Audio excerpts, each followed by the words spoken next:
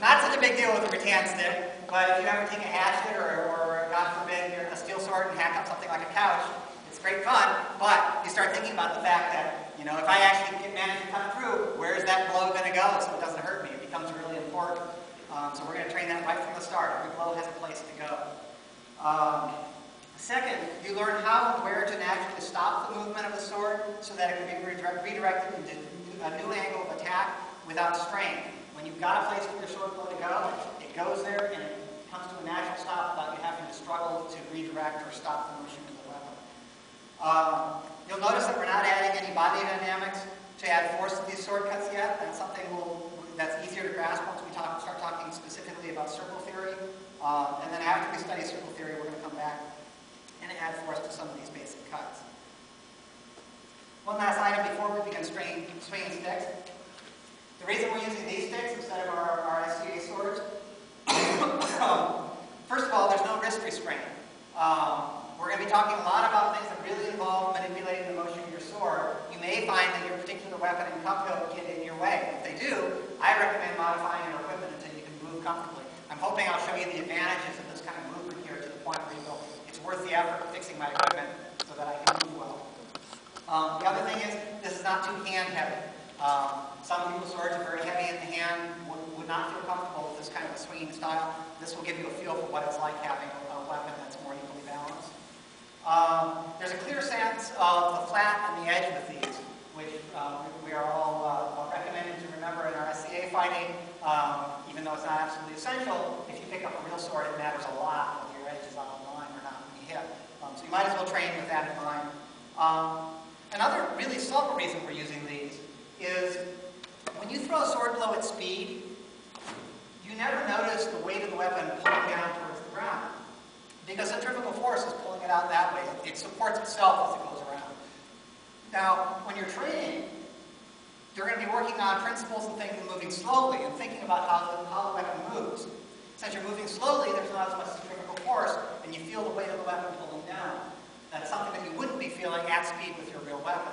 So, for training, why have a force that you have to contend with that will not be there when you're moving at speed with a real weapon? So going with something lighter, you don't have as much of that gravity fighting against you. You can move slowly and be thinking about the things that are involved with a real sword blow rather than struggling with the weight of the thing pulling towards the ground, a weight that you would not have to deal with at speed. So those are all reasons that I use something either this weight or lighter. I mean, I started out using my yardstick at home a lot and still like that for some things. All right, so basic cuts.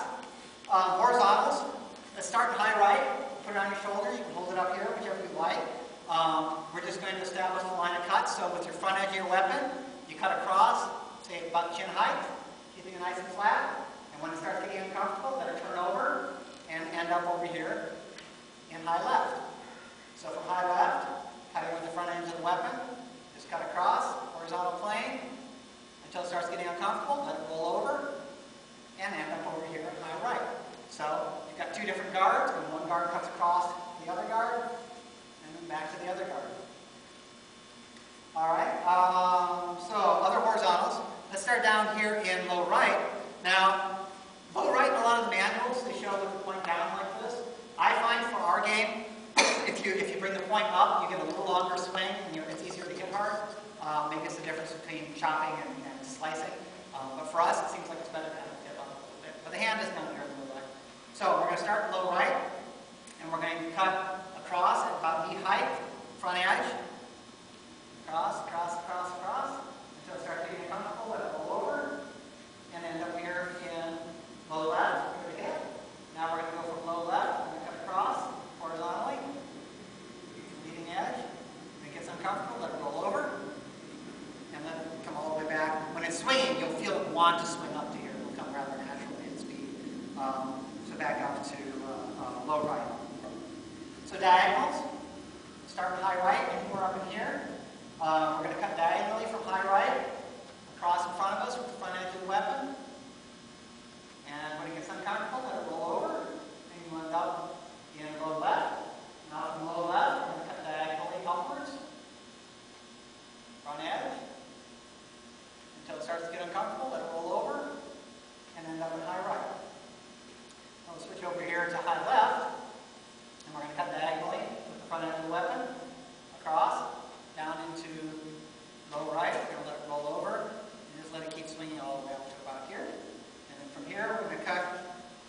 your weapon, coming up diagonally, up in the high left. So those are your diagonal lines. You go in both directions. So next we have near verticals. That's starting with the sword up the top here. I say near verticals because we're not going to throw straight down. We're actually going to cut from high center to, first we'll go to the low left. So you're going to cut down, and then you're going to guide slightly off to the side, and then come down here to the left. I think a little over because it's uncomfortable down there. Now with the front edge of the weapon, we can come back the other way if we want. Up this way and in high center. I don't really so much believe in the cuts from, I like the symmetry of it, but I don't really use the cuts from the low right, low left to high center. I tend to just go to that diagonal personally. Anyways, so at high center, we can also divert off to low right as it comes down. And we could reverse and go the other way. That would be a great cut shot. Okay, so those are the near verticals. There is such a thing as a true vertical. Right here, you're just coming straight down. You can see the problem with this. But if you're in a tournament fight and that is where the slot is, and by God you need to come straight down, that's okay. It tends to happen against kneeling opponents sometimes when you want to drop that.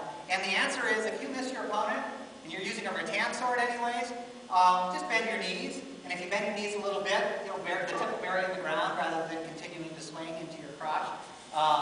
So that is one solution to the straight down and cut. If you can trouble, just bend your knees a little and just hit the ground.